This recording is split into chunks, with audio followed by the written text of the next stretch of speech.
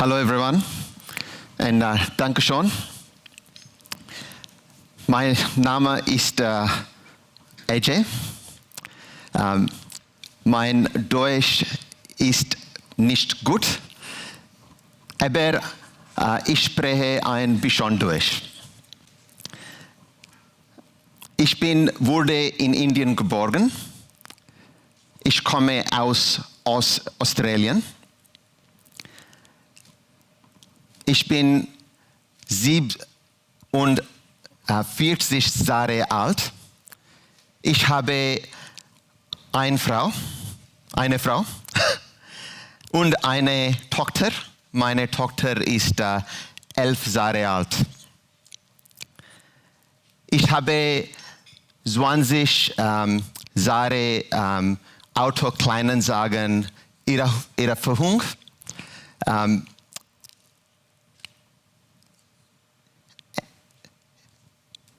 Ich habe Händler, besten Freunde. Not sure if what I said was right or wrong, but I'm trying to learn a bit of Deutsch. And I'm trying hard. I can say a few other things too. I can pick up on 20 to 30% of the conversations that are happening around me. Ich bin seit 70 Tagen in Berlin. So I've only been here for 60 days, so I'm very, very new and I'm learning. And I'm very delighted to be here with you today. Willkommen zur zweiten More Conference. I want to talk firstly about my first 60 days here in Berlin and what I've noticed. I've been around dealers for a long, long time. I have many dealers who are my best friends. In fact, my background from car sales, I started in car sales in 2008. Car sales was a relatively small company back then. Dealers were the main investors in car sales in 2008. So we worked with our dealers to grow the company, to grow the brand. And when I left car sales was worth $8 billion. In 2008, it was significantly smaller. Probably 50 people worked for the company back then. But through that process, I made lots of friends who are car dealers. They still give me a lot of counsel on what is happening in the dealership world. I understand the consumer world. We put it all together and we built what was carsales.com. One thing's for sure that I have noticed is our world of automotive is changing and changing a lot around us. There is a lot of challenges, but the common theme is consumers wanting to do business differently. Consumers wanting to improve the way they buy and sell cars. That is the common theme. And that is bringing a lot of change to our automotive industry. The thing that I've noticed here in Germany and how it is different to Australia, two major differences. Number of dealers here is very large compared to Australia. On average, the average dealer size in Germany is 3 times smaller than the average size of dealers in Australia, which is interesting and has an impact on how the industry works here in Germany. But at the same time, the dealers here have a lot more influence of OEMs in Germany, because Germany being the home of a lot of OEMs, and Australia not manufacturing any cars anymore, there is a significant difference. I've also noticed that in South Korea, where I had a bit of experience as well, where it is a home of some of the OEMs. So Germany tends to be a little bit more similar to South Korea than it is to Australia. And that's an interesting challenge for us here. So we have these factors where we have the increasing OEM influence. We have the factors of dealerships in Germany at the moment being relatively fragmented and small. but increasingly I feel the trend will be more towards consolidation. We have the tech threats coming from disruptors. Kazoo is no longer in Germany, but that is the sort of threat coming for dealers, online players. So how do we rationalize all of that?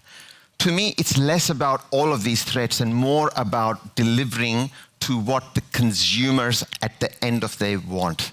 And consumers, very simple. Consumers want convenience. Just like when they buy a phone online and the phone gets delivered to home, we know that a car is the second largest purchase for a consumer, but increasingly with the electrification, with new models coming in, consumer expectations are changing and consumers are starting to expect more. There is a dealer in the US, very large dealer called CarMax. Some of you might know of this dealer. That dealer sells 12% of their cars completely online. 30 to 40% of their cars are half sold online and half sold offline. And 50% of their cars are completely sold offline. It's not that the world is going to completely selling things online tomorrow, but this trend is for certain, and it is certainly happening in our industry.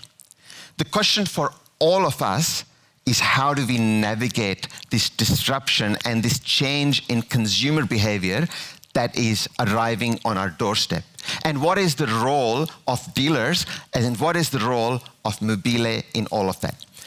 I come from a very friendly dealer background, as I said to you. So I understand the dealership world very well because I've been around dealers for the last 20 years. But I've also been around consumers who buy cars for the last 20 years. And you know, when car sales started, it was more about the newspaper going online. And now 20 years later, that is no longer enough. Now the experience has to be much, much more than that.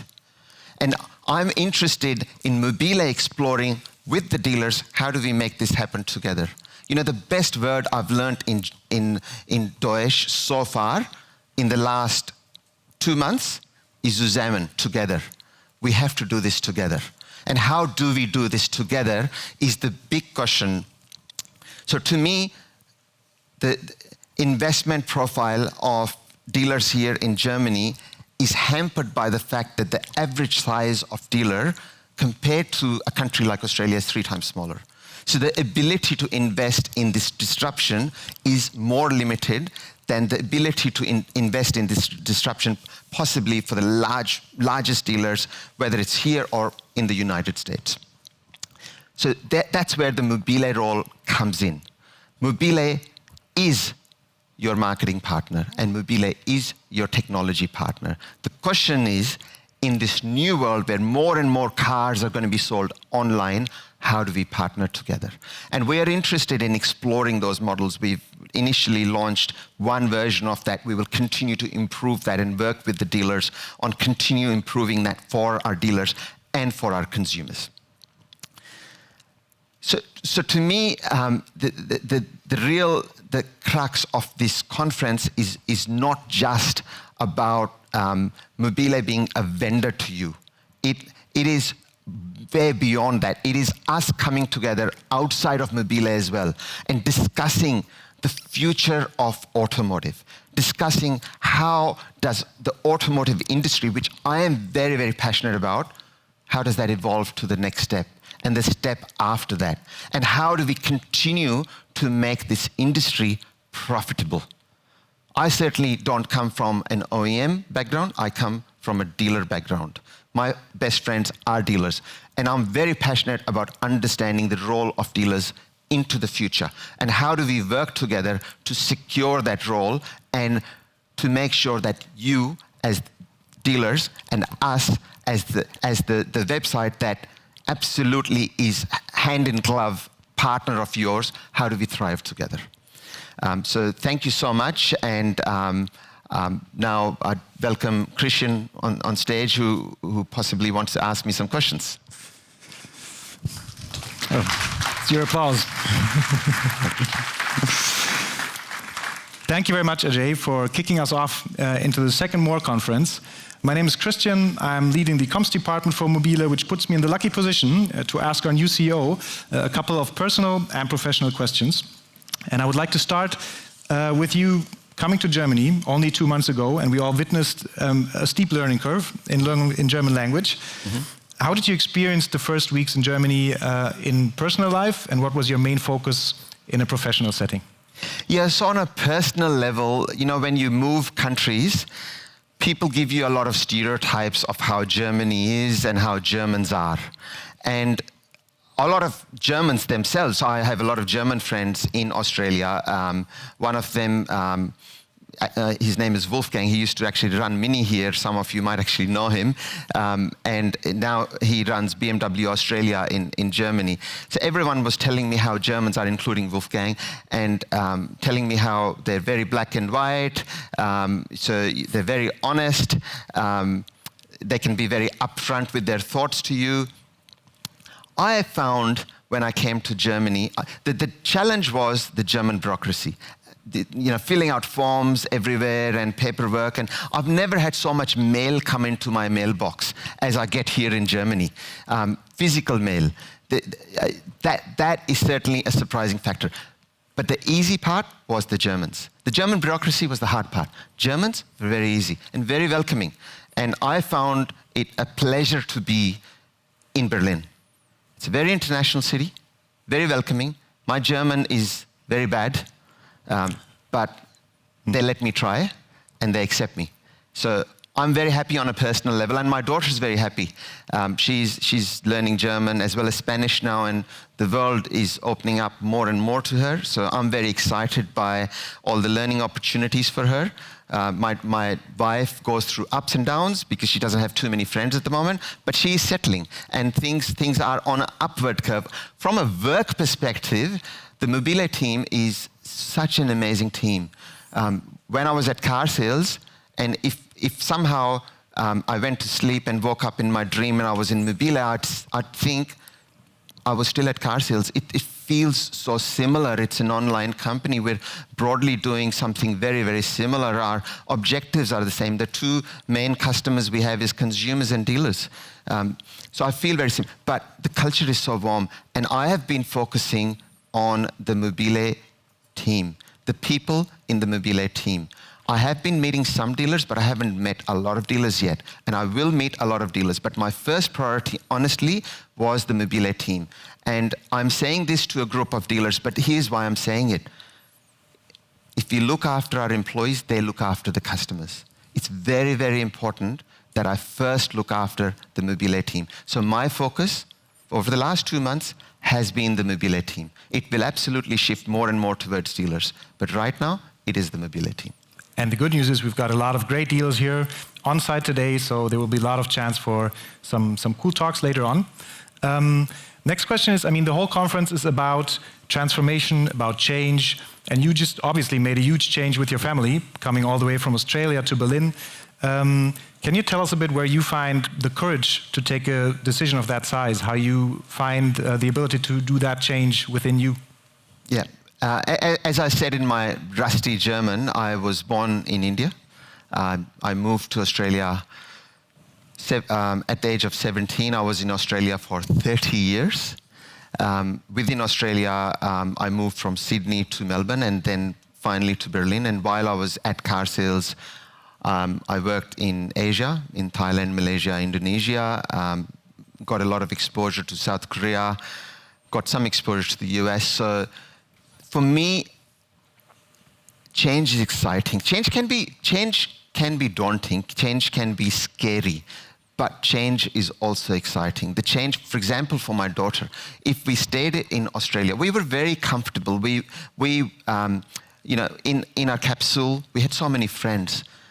So many amazing friends from all over the world, Australians, and Australia is very multicultural, just like Berlin is. We had friends from all over the world. And it was an amazing experience. But my daughter wasn't learning German. My daughter wasn't learning Spanish. She wasn't getting this international exposure. She wasn't absorbing this. To me, Leaving Australia doesn't mean I've left Australia behind. I don't love Australia. Leaving India wasn't about I don't love India anymore. Coming to Germany means I want to fall in love with Germany. I'm already in love with Australia. I'm already in love with India. But I want to now fall in love with Germany in addition. To me, change is about the positive thinking about what it brings. Change always brings opportunities and threats. It is your mindset that draws you more to threats than the opportunities. And I want to be drawn more to the opportunities. And that's what helps me, but also being honest about there are things that don't work. My wife goes like this because she has a lack of friends at the moment. But you know how good the Mobile team is? I spoke authentically or openly about this to the Mobile team, and 3 individuals emailed my wife to meet her for lunch. I didn't ask them to do this. They did it. This is how welcoming the Mobile team is, and they're helping her settle. And to me, that is being authentic and looking positively to the future is what helps me manage change. This is what we're going to continue doing in the course of this conference. So this is going to be good times coming. If you look at your professional career, did you ever receive a piece of advice that you still carry with you, that you still subscribe to? Yeah, and I think to me, the most important one is don't be the smartest person in the room. Because when you are in a room, influence is very important if you want to get things done. Increasingly, we are not in a command and control world. Increasingly, organizations are about the influence that you create, not the command that you give. And what is influence directly proportional to? It's directly proportional to the chemistry between you and someone else. And how do you develop that chemistry? You only develop it when you listen, not when you speak. We have 2 ears and 1 mouth. If we listen more, we develop more relationships. If we speak more, people resist you, and especially if you come across as, I am smarter than you, who wants to be your friend if you are the smartest person in the room? And what would you say does that mean for kind of the engagement of Mobile and the dealer world? Well, it's exactly the same. So it doesn't mean Mobile is the smartest in the room. Collective wisdom is proven to always outsmart individual wisdom. And this experiment has been scientifically proven over and over again, no matter which university has researched this. So for us, we are better together, Zusammen, right? We are better together. And we want to take counsel from the dealers. Equally, we want to take counsel from the consumers. And the right answer is in the middle of taking counsel from both parties, because we are the marketplace in the middle. Cool. So we've been talking about this once in a while. I think there's one question I never asked you, actually, which is, what did you actually want to become when you were a kid? Yeah, so when I was a kid, I wanted to become an engineer. And Australia was probably the wrong country for it. Germany would have been the right country. But I wanted to be an engineer. I wanted to possibly design cars and build cars. I've always loved cars. I love all kinds of cars. My favorite is Porsche 911, but that doesn't mean I don't like a Hyundai i30. I'm actually driving a Hyundai i30 right now, and I'm subscribing to one because I've gone from the one side of the road to the other side of the road, and I don't really want to scratch a 911. That would break my heart. But not that scratching a i30 doesn't break my heart, but it breaks my heart a lot less. But I love all cars, and I've driven all sorts of cars throughout my life. I wanted to be an engineer. Over time, I realized that I was actually better with people than I was better with science. So over time, that changed, and I was better with business. So I ended up where I ended up, but people is now really my passion, and business is really my passion. But engineer is what I wanted to be. Now, are there things from engineering that you can still leverage today? Yeah, I often talk about this concept of business is done in a sweet spot. What I mean by that is if you are too scientific, then you miss the fact that people actually run the business. And if you don't do all the soft stuff really well, you don't have a team that follows in the same direction or goes in the same direction. On the other end, if you're not scientific at all, if you just focus on the soft stuff and you've missed the science, that's not the right way to run the business either. So to me, the answer is in the middle of the science and the soft stuff, which is people. That's, to me, is the ideal balance to run the business. So my engineering background comes in when I'm looking at data. When I started Mobile DE, I came in and the first thing someone asked me is, what are you good at?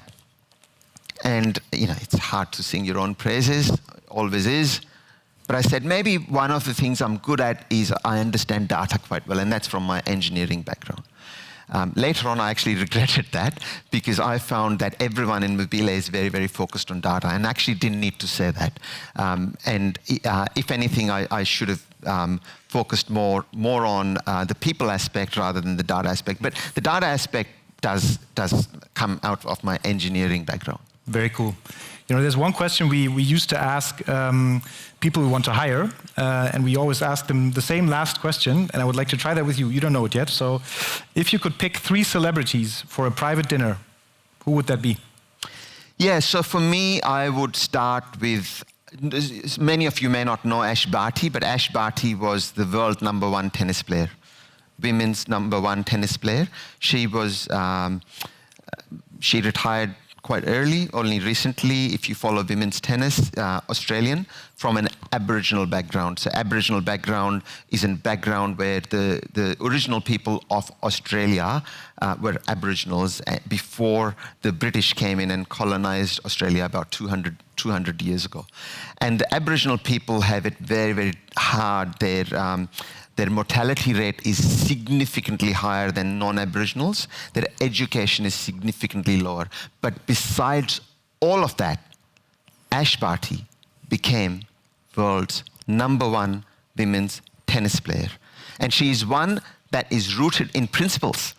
So she knew when to retire. She knew when the time was up. She wasn't just maximizing her time. To me, that is very inspiring, and that is somewhat. The other one is, what's that movie where the guy just continues to run? Forrest Gump. Forrest Gump. So it's not Tom Hanks. Tom Hanks played Forrest Gump in the movie, and Tom Hanks was partially challenged in terms of he wasn't the average individual. He was on the spectrum in the movie, but besides all of that, he achieved a lot. So it's not Tom Hanks that inspires me, it's the character that Tom Hanks played in that movie that really inspires me. And to me, that is amazing. And the third one, I'm forgetting the name for a moment, and I get these blanks sometimes. It's the age, it's 47 and so on. So there's an Indian woman who climbed Mount Everest for the first time, and I'm forgetting her name. Very inspiring, and she was an amputee. So to me, the people who do it against the odds are my inspiration. And there is no excuse. So they are only looking at the opportunities, not the threats. That's where the inspiration comes from. Very cool. And I could imagine that the one or other colleague from Mobile DE would actually pick you for that dinner today. So thank you very much, Ajay, Bhatia. And with that, I'm handing back to our lovely moderators. Thank you. Thank you.